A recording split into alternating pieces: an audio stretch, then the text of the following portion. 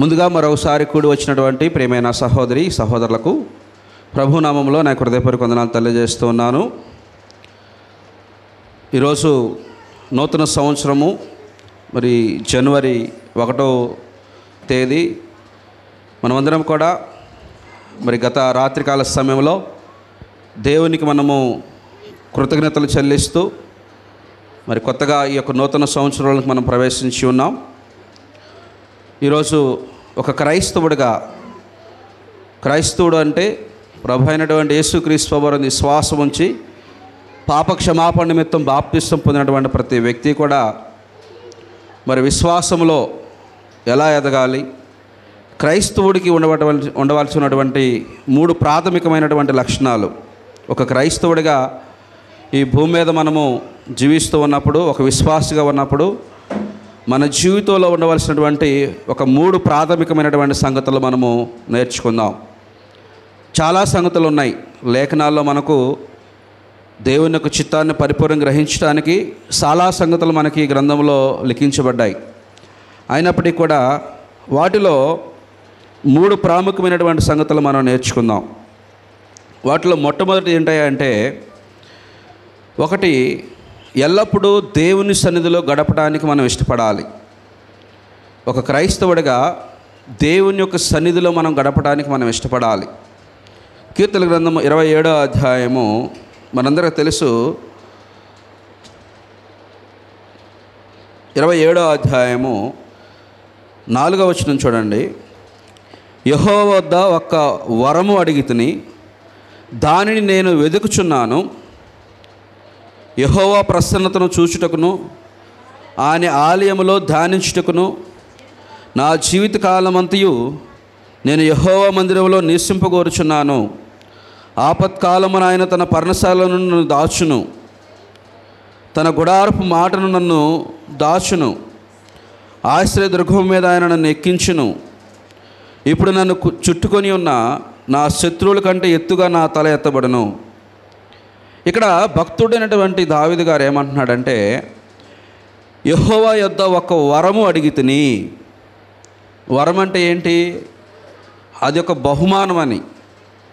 కొన్ని సందర్భాల్లో మనం కూడా ఎదుటి వాళ్ళను ఏదో ఒకటి అడుగుతూ ఉంటాం. అది ఏంటి అంటే, అది మనకు ఉపయోగకరంగా ఉన్నప్పుడు. కొంతమంది ఫ్రెండ్స్ వాళ్ళకి గిఫ్ట్లు బహుమతిగా ఇస్తూ ఉంటారు. అంటే ఫ్రెండ్స్ వాళ్ళకి జ్ఞాపకార్థంగా ఉండడానికి, వాళ్ళ యొక్క జ్ఞాపకాలు గుర్తుగా కొన్ని బహుమతులు వాళ్ళకి ఏం చేస్తారంటే గిఫ్ట్గా వాళ్ళకి ఇవ్వటం జరుగుతూ ఉంటుంది. కొన్ని సెలబ్రేషన్ జరుగుతూ ఉన్నప్పుడు, కొన్ని సెరమనీస్లో కొన్ని పండుగల్లో మీరు చూస్తే ఇటువంటి వాతావరణం మనం చూస్తూ ఉంటాం. అయితే మనము కూడా దేవుని యొద్ద ఒక వరము అడగాలి. భక్తుడైనటువంటి దావీదు గారు అడిగినట్లు కూడా మనము కూడా దేవుని యొద్ద ఒక వరము అడగాలి. దానిని నేను వెదుకుచున్నాను అంటున్నాడు.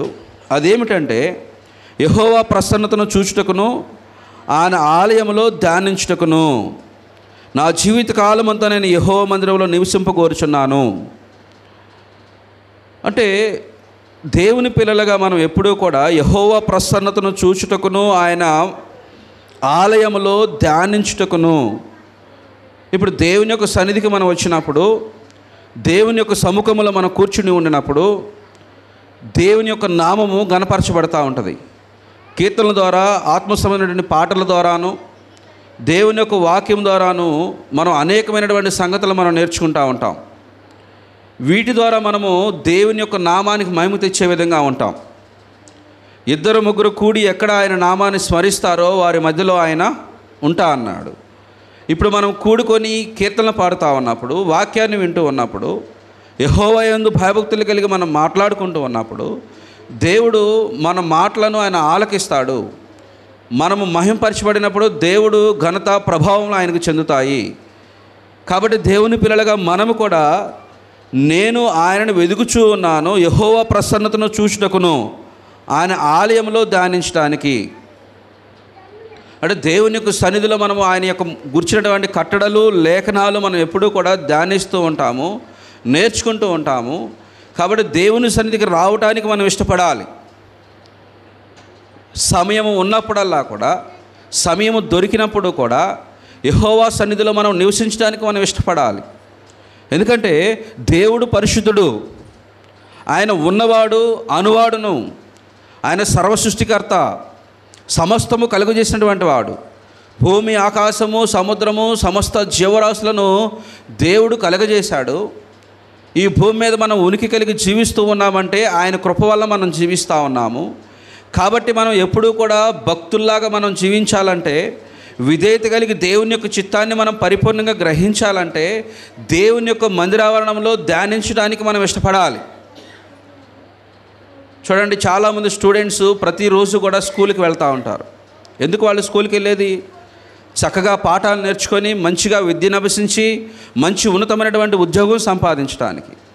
ఒక వ్యాపారస్తుడు లోకంలో మంచిగా వ్యాపారం చేయడానికి రేయింబవళ్ళు కష్టపడతా ఉంటాడు. ఎందుకంటే తన యొక్క వ్యాపారం ద్వారా మంచి సంపాదన సంపాదించడానికి. అలాగే ఒక వ్యక్తి లోకంలో మీరు చూస్తే పొలం పనిలో రేయనక పగలనక కష్టపడతా ఉంటాడు సమృద్ధి అయినటువంటి దిగుబడి రావటానికి. అలాగే దేవుని పిల్లలుగా మనము ఎప్పుడు దేవుని సన్నిధిలో గడపడానికి మనం ఇష్టపడాలి. దేవుని సన్నిధిలో ఆయన యొక్క వాక్యాన్ని ధ్యానించడానికి మనం ఇష్టపడాలి. ఎందుకు మనం ఆయన సన్నిధిలో గడపడానికి ఇష్టపడాలి? ఎందుకు ఆయన మాటలు మనం ఆలకించాలంటే దేవుని యొక్క చిత్తాన్ని పరిపూర్ణంగా గ్రహించడానికి.